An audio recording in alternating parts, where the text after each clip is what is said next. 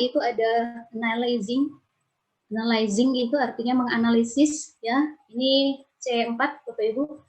C4, kemudian ada evaluating atau menilai, ini di C5. Kemudian yang terakhir itu ada creating atau creating gitu ya. Artinya mencipta. Jadi dimulai dari analyzing, kemudian ada evaluating, dan yang terakhir itu creating, itu termasuk L3, Bapak Ibu. Jadi soalnya yang sifatnya itu menganalisis, menilai, maupun yang terakhir itu mencipta, itu kategori level 3. Itu Bapak Ibu.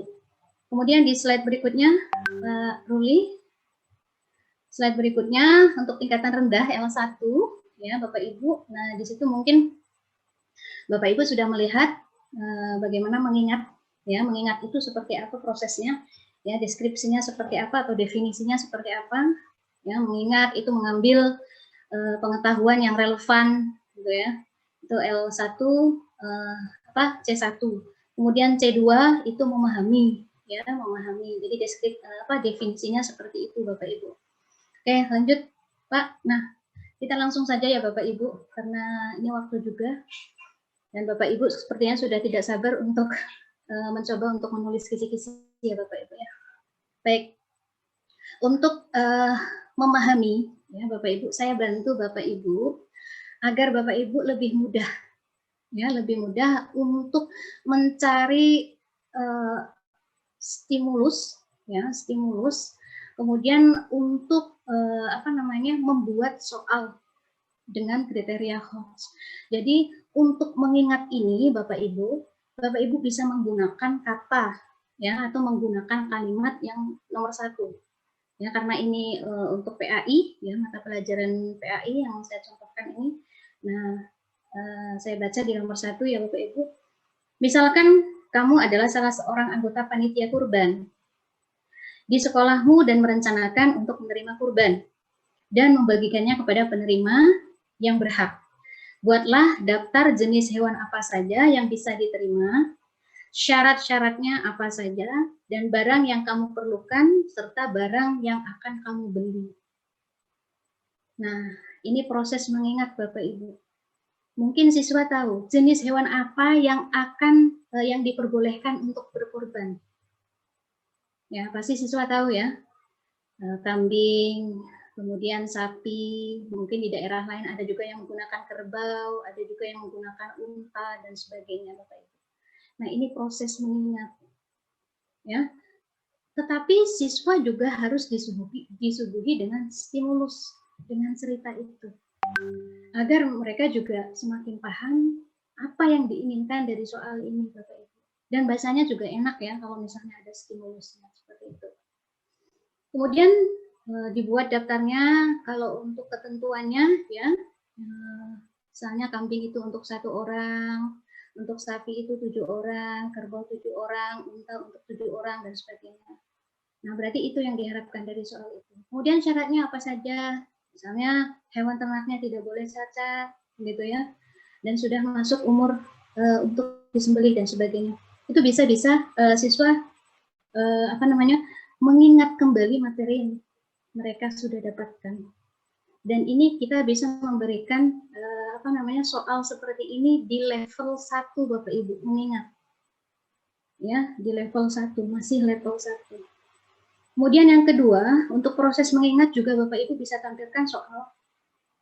Buatlah daftar isi dari surat Al-Isra di situ. Ayat 26-27 dan kelompokkan berdasarkan jenis perbuatan yang dilarang. Berarti ini materi ini sudah pernah disampaikan. Dalam ayat ini menjelaskan tentang apa yang dibolehkan, apa yang tidak diperbolehkan Bapak Ibu. Nah, siswa yang mungkin sudah membacanya atau lebih bagus lagi, ayat itu dimunculkan, itu boleh. Jadi proses mengingatnya itu disertai dengan ayat Al-Qur'an yang akan menjadi pertanyaan, gitu Bapak Ibu. Kemudian tulislah ayat 63 surat Al-Furqan, ya beserta artinya. Jadi mereka ini sudah mempelajari, mengingat kembali, oh ya surat Al-Furqan ayat 63 itu bunyinya seperti apa, gitu. Kemudian Soal berikutnya bisa tuliskan tata cara sholat berjamaah dan munfarid. Nah, ini di akhir soalnya ya, Bapak Ibu. Ini di akhir soalnya untuk mengingat ya, tanpa adanya stimulus. Tapi kalau Bapak Ibu ingin memberikan stimulusnya, nah di awal itu dijelaskan sholat berjamaah adalah sholat yang dilakukan secara bersama-sama, dilakukan oleh siswa madrasah, misalnya seperti itu. Dan dalam sholat berjamaah itu saf laki-laki berada di depan, sedangkan saf perempuan itu berada di belakang. Dan kegiatan sholat berjamaah ini biasanya dilaksanakan di madrasah, misalnya seperti itu, ketika sholat zuhur dan sholat asar. Nah, kemudian tuliskan tata cara ya sholat berjamaah. Ya, jadi stimulusnya seperti itu, kemudian kita keluarkan soalnya yang seperti ini. Jadi ini tidak termasuk stimulus ya Bapak Ibu. Jadi stimulusnya itu bisa Bapak Ibu mungkin bisa konsep sendiri, dan soalnya untuk mengingat itu bisa seperti itu Bapak Ibu. Dilanjutkan lagi Pak Remi di slide berikutnya. Untuk proses memahami dari soal-soal atau soal yang akan dikeluarkan oleh Bapak Ibu atau yang akan dibuat oleh Bapak Ibu. Nah, soal pemahaman ini bisa dalam bentuk misalnya ya, tulislah pengertian makna ayat 2 surat Al-Fatihah. Nah, sebelumnya Bapak Ibu harus membuat stimulus dulu. Ya. Ketika membaca Al-Qur'an, nah, adik selalu membaca surat Al-Fatihah. Surat Al-Fatihah ya, ini sebanyak sekian ayat misalnya. Nah, dari surat Al-Fatihah tersebut, nah, sebutkan pengertian makna dari ayat kedua surat Al-Fatihah begitu. Jadi harus ada stimulusnya. Ya, kalau untuk stimulus yang sederhana mungkin Bapak Ibu bisa membuatnya ya, Bapak Ibu. Tapi kalau misalnya soalnya sudah tingkatan asesmen atau tingkatan untuk yang diberikan kepada lomba atau kompetisi tingkat tinggi, itu mungkin soalnya juga akan lebih berat lagi. Tetapi ini saya yang sederhana saja dulu, karena mungkin besok akan disampaikan yang lebih jelasnya untuk penulisan soal ini oleh Pak Sutardi, dan beragam. Beliau itu menjelaskan soalnya baik agama maupun pelajaran yang umum. Kemudian di poin yang kedua ya, itu juga menuliskan perbedaan antara sholat wajib dan sholat sunnah. Nah, ini contoh-contohnya saja Bapak Ibu untuk memahami seperti itu. Kemudian lanjut lagi Pak, untuk slide berikutnya. Setelah memahami, kemudian langkah berikutnya itu adalah menerapkan ya, menerapkan. Nah, menerapkan ini yang berkaitan dengan materi aplikatif atau penerapan Bapak Ibu dalam kehidupan sehari-hari. Nah, tuliskan makna ikhlas beramal dalam kehidupan sehari-hari. Berilah contoh perilaku ikhlas dan tidak ikhlas. Nah, berarti yang mereka rasakan sendiri, ya, yang mereka rasakan sendiri dalam kehidupan sehari-hari, Bapak Ibu, bagaimana cara mereka ya menyikapi atau mendefinisikan bahwa sikap ikhlas itu seperti apa. Nah, ini mungkin bisa diberikan soal dalam bentuk uraian ya, Bapak Ibu. Seperti itu. Kemudian tuliskan 3 contoh perilaku jujur dan tidak jujur. Nah, ini kan mungkin anak-anak kita itu pernah juga tidak jujur. Nah, tapi mereka di sini diarahkan untuk berterus terang untuk menuliskan apa ketidakjujuran yang pernah dilakukan, begitu, Bapak Ibu. Ini soal untuk tipikal penerapan ya, C4.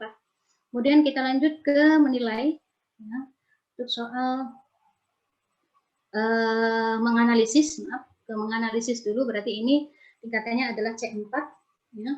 Menganalisis itu bisa membandingkan, bisa membedakan tadi kan ya, mengurutkan berdasarkan ciri khusus. Nah, itu bisa. Nah, di sini contohnya bandingkan keadaan dahulu 10 tahun terakhir dan sekarang tentang perilaku hormat dan patuh kepada orang tua, guru dan sesama anggota keluarga. Tuliskan kelebihan dan kelemahannya. Nah, ini contoh dari soal. Sebenarnya ini langsung ke butir soal Bapak Ibu, belum ada stimulusnya. Ya, jadi stimulus itu disesuaikan dengan kondisi Bapak Ibu. ya, yang mungkin pernah Bapak Ibu alami, yang pernah dilihat oleh Bapak Ibu pada peserta didiknya dan seterusnya. Nah, ini untuk tingkatan menganalisis. Kemudian pertanyaan berikutnya yang berkaitan dengan menganalisis itu misalnya terangkan mengapa kamu harus melakukan sikap toleran dan simpatik terhadap sesama sebagai wujud dari pemahaman surat Al-Kafirun. Jadi sebelum mereka menjabarkan, menjelaskan mengenai sikap toleran ini, mereka juga harus memahami dulu apa isi kandungan dari surat Al-Kafirun.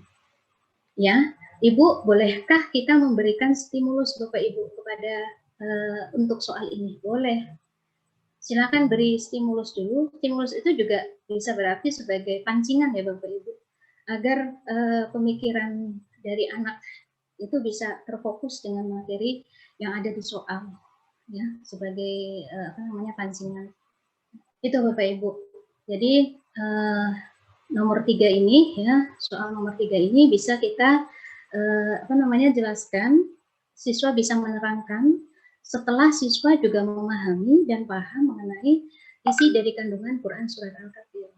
Kemudian yang keempat, mengapa Perang Badar jumlah muslim?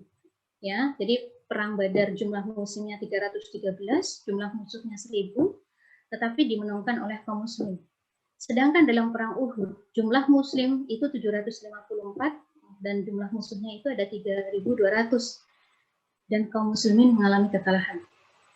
Ya, mengapa kaum muslim yang gugur banyak dalam Perang Uhud daripada Perang Badar?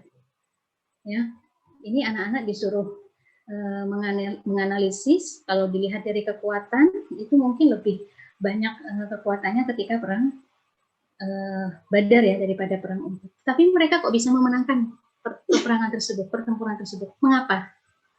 Nah, selain anak disuruh menganalisis, sebelumnya anak juga harus tahu mungkin ada faktor-faktor pendukung lain yang menyebabkan peperangan itu bisa dimenangkan. Ya, misalnya ada faktor intrinsik, ya, internal atau eksternal. Itu sebelumnya materi itu sudah disampaikan. Ini hanya pengembangan. Ketika kita menerapkan soal di level L3, ya, di level L3 untuk menganalisis, sehingga kita harus buat kalimatnya, Bapak Ibu, kalimatnya, kemudian diakhiri dengan pertanyaan yang mengarah kepada menganalisis. Nah, makanya mungkin seperti kami juga mengalami kesulitan, analisis itu seperti apa sih, begitu Bapak Ibu. Nah, makanya di sini kami memberikan contoh, ya, memberikan contoh bagaimana cara Bapak Ibu untuk menulis atau membuat sebuah soal ya, yang kategorinya adalah menganalisis seperti itu. Nah, ini di level C4 ya, C4 ini sudah masuk ke L3 ya, L3 atau level 3. Kemudian berikutnya Pak, di bawah slide yang bawah lagi itu ada menilai ya atau evaluating ya, mengevaluasi atau menilai. Nah, ini Bapak Ibu seperti apa gambarannya soalnya Bapak Ibu ya, menilai. Soal menilai itu misalnya anak-anak disuruh memberikan pendapat atau diinstruksikan lah seperti itu ya, diinstruksikan untuk memberikan pendapat. Misalnya, menurutmu apakah perilaku jujur, amanah, dan istiqomah sudah terwujud di lingkungan sekolahmu? Nah, kok bisa masuk kategori menilai itu? Ya karena anak-anak disuruh melihat sendiri. Ya, kalau memang mereka menjawab sudah, mereka punya argumen, punya alasan. Karena mungkin di sekolah itu orangnya jujur semua, tidak pernah bohong, misalnya. Siswanya tuh amanah semua, misalnya, dan seterusnya. Jadi siswa yang melihat, siswa juga yang bisa menilai apakah memang perilaku itu sudah diterapkan atau belum. Ya, ini soal untuk C5 ya, dan sifatnya adalah evaluating atau menilai. Kemudian yang kedua,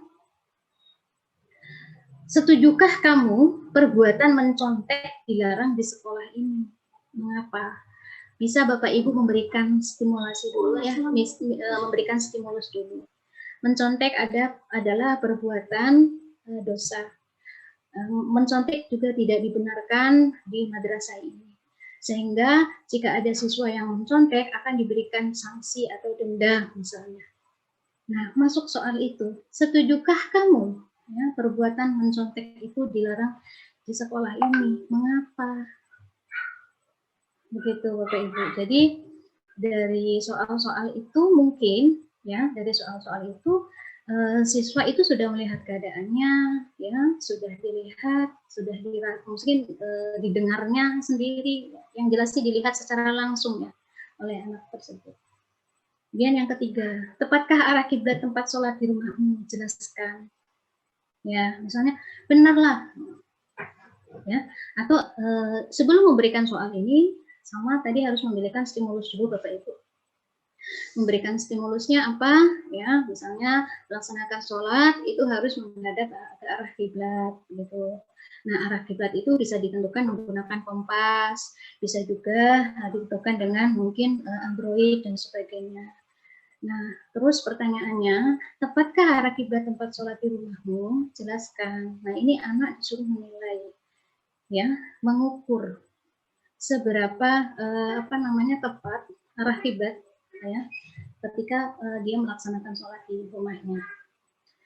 Ini mengajarkan kejelian juga, mengajarkan kritis juga kepada peserta didik kita Bapak Ibu. Kemudian yang selanjutnya adalah yang terakhir ya, itu mencipta atau meng-create. Mencipta seperti itu judulnya Bapak Ibu. Buatlah usulan perbaikan yang dapat membuat tempat ibadah di sekitar rumahmu menjadi lebih baik. Kirimkan surat itu kepada kepala desa atau pemerintah setempat. Jadi dia sudah punya ide, punya gagasan, ya, punya ide atau gagasan untuk mencari solusi ketika menghadapi masalah itu apa yang harus dilakukan.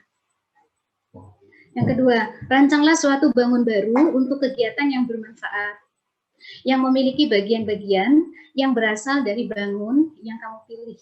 Beri nama untuk bangun barumu dan namailah bagian-bagiannya. Nah, ini juga sudah masuk kriteria mencipta. Dia harus membuat sebuah nama yang mungkin akan berbeda namanya dengan nama yang dibuat oleh temannya, ya, oleh peserta didik lain, dan seterusnya. Baik, ke slide berikutnya, Pak Reni. Nah, ini sudah lah ya, soal HOTS. Ya, soal HOTS itu tidak berarti soal yang sulit, Bapak Ibu. Hanya saja mungkin membuatnya yang sulit. Ya, karena kita tidak dibiasakan atau tidak membiasakan untuk membuat soal-soal. Dan soal-soal HOTS ini tidak berarti soal yang lebih sulit daripada soal yang itu. Ya, mungkin karena kita mendengar untuk praktek ya aplikasinya kita dalam mengajar itu masih kurang, sehingga dalam pelaksanaannya ya itu akan sulit. Sebenarnya kalau sudah kita lakukan tidak ya Bapak Ibu, nanti kita coba sama-sama. Kemudian yang terakhir masih ada ya slide-nya ya. Yang selanjutnya Pak, langkah menyusul soal HOTS yang pertama itu harus analisis KD. Tadi pertanyaan dari Ibu dari Mandua Kapuasulu ya, Bapak Ibu, kalau memang tidak ada kisi-kisinya, apakah kami boleh membuat soal sesuai dengan yang kami ajarkan, seperti itu Bapak Ibu. Yang jelas untuk analisis KD, ya, kita juga harus tahu ketentuan dalam pemilihan KD. Nah, mungkin di masa pandemi ini sering kita mendengar yang namanya KD esensial. KD esensial ini adalah KD yang wajib kita pakai, ya. Nah, dalam KD esensial itu, Bapak Ibu, yang harus diperhatikan tadi 4 unsurnya. Yang pertama, KD itu harus urgent. Ya, KD itu harus urgent, harus penting, sangat penting, harus disampaikan kepada peserta didik atau kepada siswa. Ya, jadi kalau kita sudah berpegang pada unsur-unsur ini, kita akan tidak ada mungkin tidak mengalami kesulitan untuk membuat kisi-kisi dan sebagainya. Yang kedua, KD ini ya unsur yang keduanya harus kontinuitas, artinya berkesinambungan, bersambung tadi materinya yang sudah saya sampaikan di awal. Ya, antara materi kelas 7, kelas 8 atau kelas 8 ke 9 kelas 9 itu ada materi yang sama yang merupakan materi lanjutan. Nah, ini wajib kita ambil Bapak Ibu. Ya, KD ini wajib kita ambil. Kemudian yang ketiga, unsur yang ketiga harus relevan. Tadi saya bilang relevan itu artinya diperlukan untuk memahami materi pelajaran lain. Jadi sebenarnya ada kesinambungannya, ya, ada keterkaitannya dengan materi-materi lain, sehingga materi ini harus disampaikan, ya, dan sesuai dengan kehidupan sehari-hari ya yang relevan. Kemudian yang terakhir, yang keempat itu ada unsur keterpakaian. Jadi yang tadi saya sebutkan misalnya masalah ibadah, ya masalah ibadah itu harus kita keluarkan, ya kita keluarkan materi ini tentang masalah-masalah ibadahnya apa, karena mereka juga harus terapkan, mereka juga harus memakai. Kalau misalnya KD itu tidak kita ambil, misalnya KD tentang sholat Jumat, sholat Jumat itu wajib bagi laki-laki, ya bagi perempuan itu sunnah. Jadi bagi laki-laki itu wajib tahu bagaimana aturannya dari sholat Jumat itu. Landasan hukumnya apa untuk melaksanakan sholat Jumat dan sebagainya. Dan itu harus diajarkan Bapak Ibu. Jangan kita kesampingkan. Ya, jadi kalau untuk materi agama ini harus berhati-hati, ya, karena empat unsur ini tetap harus kita perhatikan. Urgen tidaknya, kemudian kontinuitas atau berkesinambungan atau tidak, harus relevan atau tidak, ataupun yang terakhir dipakai enggak dalam kehidupan sehari-hari. Ya, itu harus kita perhatikan. Jadi tidak sembarang KD kita ambil, ya hanya KD esensial atau KD yang sifatnya wajib saja yang bisa kita pakai untuk penulisan ujian soal-soal ujian madrasah. Kemudian yang kedua itu harus ada stimulus Bapak Ibu. Stimulus tadi yang sudah saya sebutkan, sudah saya jelaskan Bapak Ibu, ya di dalam stimulus itu bisa berupa gambar, bisa berupa cerita, bisa juga berupa teks, bisa berupa kasus, ya, bisa juga cerita melalui infografis dan sebagainya. Jadi harus ada stimulusnya, harus ada pemancingnya sebelum kita mencapai soal yang kita inginkan atau soal yang akan dihadirkan. Seperti itu. Kemudian setelah stimulus kita buat, barulah kita akan membuat kisi-kisi. Nah, ini mungkin bagi yang mapel agama, ini sudah terbantu Bapak Ibu, karena untuk kisi-kisinya sudah ada, tinggal diarahkan lagi untuk membuat soalnya berdasarkan kisi-kisi yang ada Bapak Ibu. Jadi kalau untuk mata pelajaran umum yang harus diperhatikan tadi ya, KD, stimulusnya juga harus ada dan kisi-kisinya juga harus membuat sendiri. Jadi untuk tingkatannya, walaupun kita membuat sendiri, ya level-levelnya itu juga level-levelnya juga harus diperhatikan Bapak Ibu, ya yang sudah ada ketentuannya L1 berapa persen, L2 berapa persen, dan L3 berapa persen, itu harus diperhatikan. Dan yang terakhir adalah pembuatan butir soal. Baik, bisa diklik lagi. Untuk itu mungkin sudah.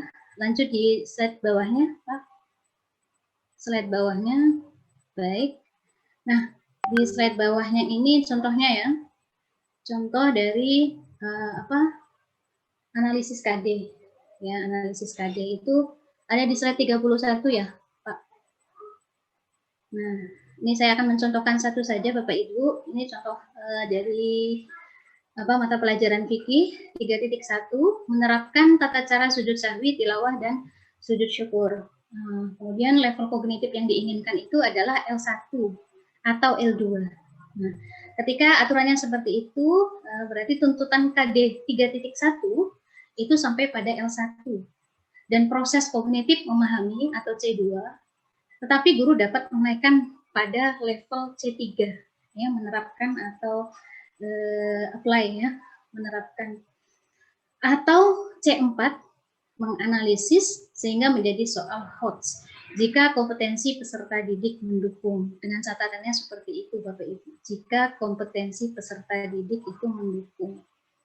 Nah, itu yang perlu kita garis bawahi. Jadi kalau dalam membuat soal memang aturannya seperti itu, tetapi juga kita harus memperhatikan kemampuan dari siswa kita.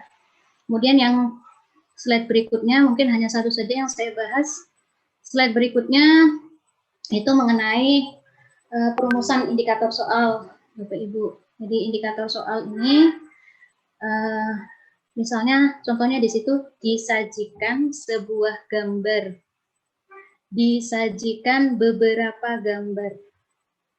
Nah, disajikannya ini yang disebut dengan kondisinya ya, condition. Nah, kemudian yang kedua, siswa dapat, ya, siswa dapat itu untuk siapa sih? Untuk siswa, ya.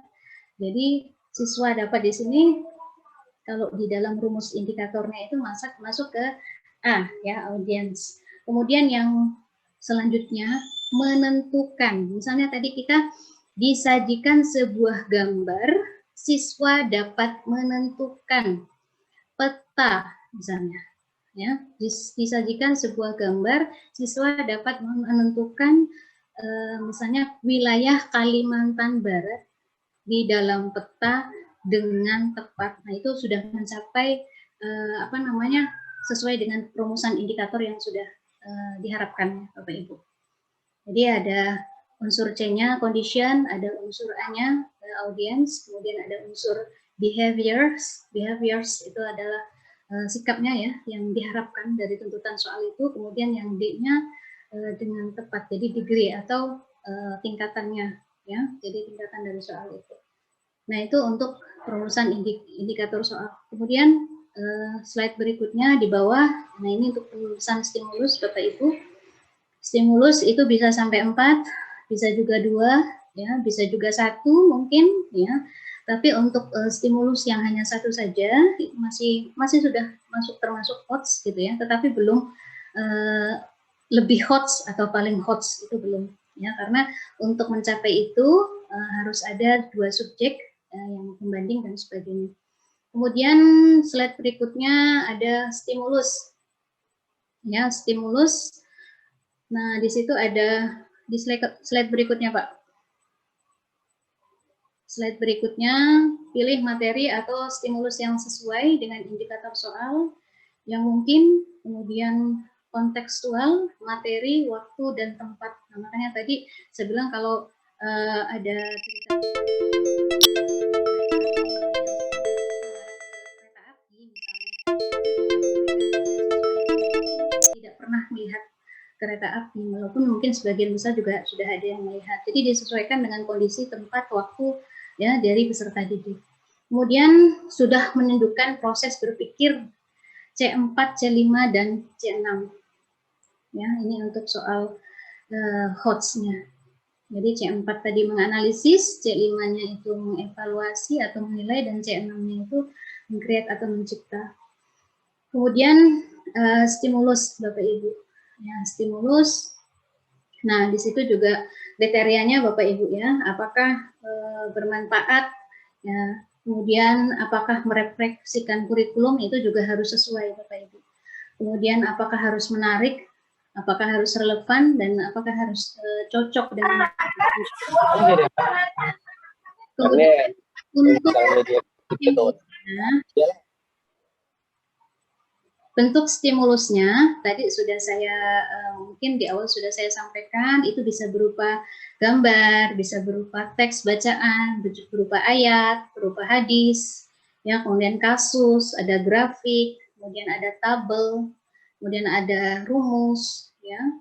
Kalau rumus berarti disajikan 2 buah rumus atau disajikan rumus gitu ya. Kemudian untuk daftar kata atau simbol, kemudian ada mungkin film juga ya yang menggunakan sistem daring. Kemudian ada gambar, peta, dan foto. Nah, ini juga bisa Bapak Ibu jadikan sebagai stimulus Bapak Ibu. Oke, lanjut di slide berikutnya. Di slide berikutnya itu syarat dari kisi-kisi. Nah, syarat penulisan kisi-kisi yang pertama itu harus mewakili isi kurikulum yang akan diajukan. Yang kedua, komponen-komponennya harus rinci, jelas, dan dipahami. Ya. Kemudian yang ketiga, indikator soal harus jelas supaya dapat dikembangkan menjadi butir soal. Nah, jadi makanya tadi penting rumus membuat indikator soal seperti apa tadi ya, CA, A, B, C, D itu ya. Nah, itu harus Bapak Ibu mungkin pahami sehingga ketika dalam pembuatan butir soal, nah itu akan lebih mudah Kemudian di slide berikutnya menyusun kisi-kisi. Nah, menyusun kisi-kisi soal. Nah, kisi-kisi ini disusun berdasarkan tujuan penggunaan tes yang dibuat. Nah, ini mungkin sekilas saja ya, sebagai panduan, kemudian sebagai acuan dan membantu menyusun soal dalam menentukan proporsi jumlah dari soal tersebut. Kemudian yang di bawahnya lagi, Pak, slide berikutnya, itu ketentuan penulisan kisi-kisi. Ya, ini tadi mungkin sudah saya jelaskan sedikit di atas ya. Kemudian kita langsung ke ini aja, Bapak Ibu, ke format kisi-kisinya.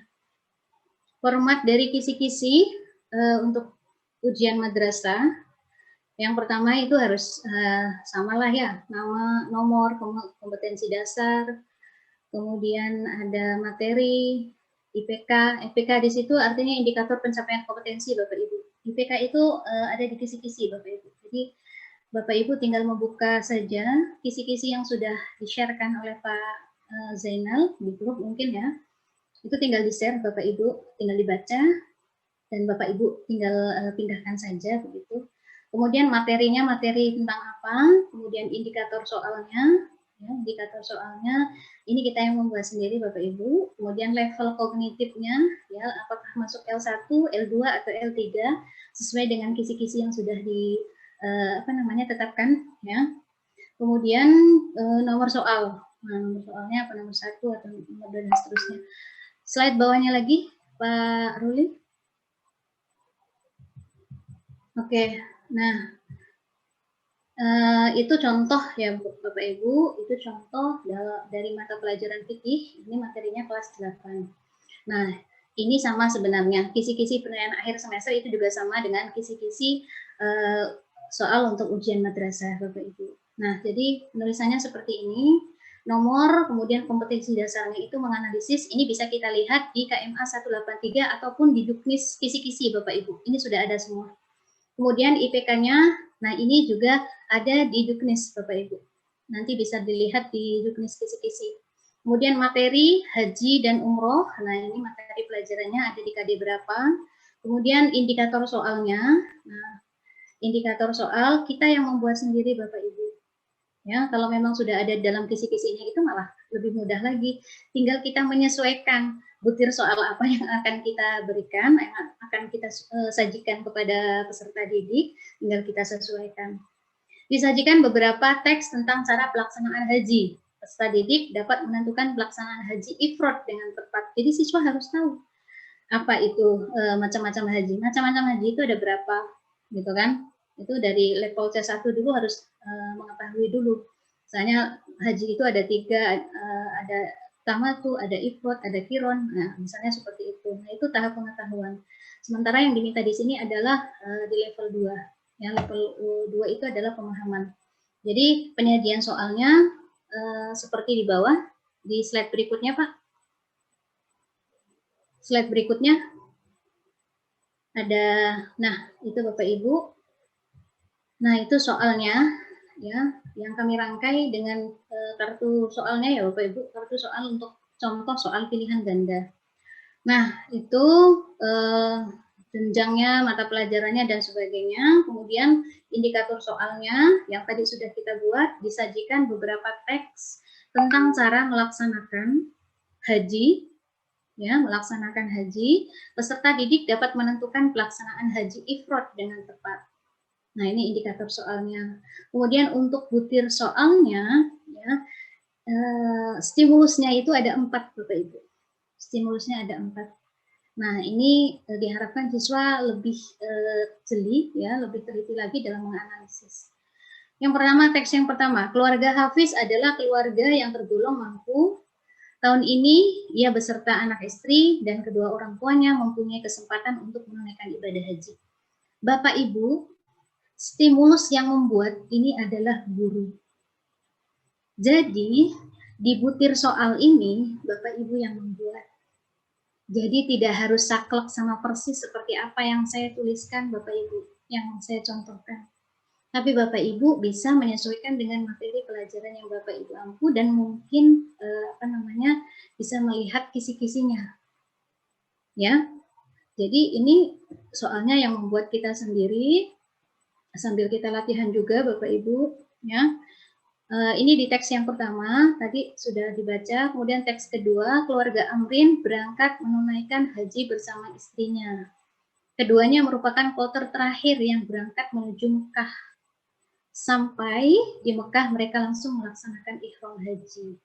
Nah, di sini siswa itu harus mengetahui pengertian dari macam-macam haji ini. Ya, kalau misalnya haji tamattu itu haji yang dilakukan, misalnya bisa dilakukan antara haji dengan umroh itu secara bersamaan. Ada juga haji hanya melaksanakan rukun haji saja, tetapi untuk pelaksanaan umrohnya ya tidak serentak atau tidak dilakukan secara bersama-sama.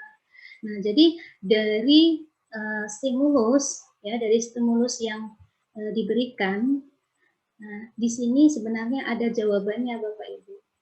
Ya, dari stimulus yang diberikan itu merupakan jawabannya. Tinggal bagaimana lagi siswa itu menganalisis ya soal yang sudah diberikan. Coba lanjut ke ini slide berikutnya, Pak. Nah, itu ada teks 3 dan teks 4, Bapak Ibu. Nah, jadi soal ini sangat panjang. Nah, soal ini sangat panjang karena ini sudah masuk ke analisis ya, analisis. Teks 3-nya, nah itu cerita Pak Solihin beserta istri dan keluarganya. Ini juga harus dibaca Bapak Ibu. Ya, kemudian teks 4-nya, nah ini juga menceritakan tentang sebuah keluarga ya, keluarga dari Pak Hasan. Berangkat ke Tanah Suci, kemudian berniat ihram mengelilingi Ka'bah sebanyak 7 kali. Berlari kecil dari Bukit Syafa dan Marwah dan menggunting rambut. Nah, itu kan urutan dari haji ya, Bapak Ibu. Jadi yang pertama harus ada ihram dulu, ya, berniat dulu. Kemudian kalau haji itu ada wukufnya. Kemudian yang ketiga harus melaksanakan tawaf, mengelilingi Ka'bah dan sebagainya. Nah, yang stimulus yang ada di stimulus butir soal ini merupakan jawaban Bapak Ibu. Kemudian soalnya, menurut kalian cara pelaksanaan ibadah haji ifrad adalah yang dilakukan oleh keluarga. Nah, ini butuh waktu Bapak Ibu. Sehingga kalau mengeluarkan soal-soal yang seperti ini, Bapak Ibu mungkin bisa memberikan waktu yang agak longgar, ya. Mungkin kita berikan misalnya waktu itu 2,5 menit, atau mungkin bisa misalnya 3 menit begitu ya untuk menyelesaikan soal-soal yang tipikal seperti ini. Jadi jangan mepet waktunya. Itu untuk soal fikih. Kemudian yang di bawahnya lagi masih ada 3 slide lagi ya. Itu adalah soal SKI, Bapak Ibu. Soal SKI. Nah, ini juga diawali dengan kisi-kisi. Kalau yang untuk menghafal agama, insya Allah ini sudah terbantu karena kita sudah ada kisi-kisi ya. Tinggal menyampaikan lagi di situ, membuat soalnya dari kisi-kisi yang sudah ada. Nah, ini tingkatannya juga sama, levelnya adalah level 3, menganalisis tokoh ilmuwan muslim, Ali Ibnu Robani Al-Tabari, ahli kedokteran, kemudian ada Ibnu Sina Ar-Razi, kemudian Al-Kindi, Al-Ghazali, dan seterusnya Bapak Ibu. Mungkin Bapak Ibu bisa melihat di situ ya, format dari kisi-kisi yang sudah dibuat untuk mata pelajaran agama khususnya. Bisa dilihat di situ Bapak Ibu, IPK-nya itu apa, kemudian materinya itu apa, kemudian ada indikator soalnya, dan indikator soal inilah yang harus kita buat sendiri Bapak Ibu. Ya, kalau untuk indikator pencapaian kompetensi itu ada di dalam kisi-kisi, nanti Bapak Ibu bisa melihat. Kemudian level soalnya, kemudian ada bentuk soalnya dan nomor soal. Di slide terakhir ini adalah contoh soal dari kisi-kisi yang saya buat. Di atasnya dulu Pak. Nah itu. Jadi soal ya yang kami buat itu memang selalu menggunakan kartu soal itu untuk lebih memudahkan Bapak Ibu. Jadi kita tahu mana kompetensi dasarnya, kemudian mana yang termasuk materinya, mana yang termasuk nomor soalnya, kemudian mana sumbernya dan sebagainya. Ini lebih memudahkan kita dalam menulis butir soal. memang agak panjang dan kita harus juga membuat formatnya, tapi yang saya rasakan itu lebih mudah ya untuk membuat kartu soal dalam penulisan butir soal dengan pembuatan kartu soal terlebih dahulu. Nah, itu Bapak Ibu soalnya ya. Materinya itu kemudian tokoh-tokohnya yang dikeluarkan di situ ada Jabir bin Hayyan, kemudian ada Zakaria Ar-Razi, kemudian di bawahnya lagi ada Al-Khawarizmi dan ada Al-Ghazali. Jadi yang diminta dari soal ini apa sih? Yang diminta dari soal ini adalah berdasarkan dilihat dari butir soalnya ya, berdasarkan tabel di atas, manakah pasangan yang sesuai nama ilmuwan dengan karya yang dihasilkannya. Nah, sebenarnya Bapak Ibu, kalau misalnya Bapak Ibu menemukan soal yang seperti ini atau ingin membuat soal seperti ini, Bapak Ibu jangan hanya memasukkan atau menambahkan judulnya saja. Ya, kalau misalnya hanya judulnya saja, itu bukan tahap analisis. Ya, kalau misalnya judulnya, misalnya di situ ada Jabir bin Hayyan, karyanya yang terkenal itu adalah Al-Kimia. Ya, jadi saya membuat tabel yang di sebelah kanannya atau kolom yang di sebelah kanannya itu hanya dengan nama judul karyanya saja. Ini belum kategori soal HOTS Bapak Ibu. Karena tingkatannya masih L2 atau L1. L1 itu mengingat C1 atau C2. C1 itu mengingat, C2 itu adalah pemahaman. Ya, sedangkan yang diminta di sini sudah menganalisis. Jadi yang saya suguhkan di sini di soalnya itu bukan nama karyanya Bapak Ibu, tapi isi dari karya yang dihasilkannya. Ya, jadi Jabir bin Hayyan itu karyanya adalah Al-Kimia. Ya, itu kalau karyanya. Tetapi di dalam tabel yang di sebelah kanannya ini tidak ada nama judul bukunya. Ya, jadi kita harus mencari ya mana yang karya yang dihasilkan atau isi dari buku yang dihasilkan oleh Jabir bin Hayyan dan sebagainya. Nah, jadi dalam membuat soal juga harus kita lihat Bapak Ibu yang diminta itu apa ya, L1, L2 atau L3. Kemudian yang di bawahnya Pak, yang di bawahnya itu ada yang terakhir ya berkaitan dengan soalnya, slide terakhir Pak. Slide terakhir, nah itu soalnya Bapak Ibu, berdasarkan tabel di atas, manakah pasangan yang sesuai dengan nama ilmuwan dengan karya yang akan dihasilkan. Nah, itu contoh penulisan soal untuk L3 ya atau level 3 menganalisis. Mungkin itu yang bisa saya sampaikan Bapak Ibu. Dan setelah ini kita coba untuk menulis atau membuat kisi-kisi sesuai dengan mata pelajaran dari Bapak Ibu yang diampu ya di madrasahnya masing-masing. Mungkin seperti itu Pak Remi, saya kembalikan lagi dengan moderator.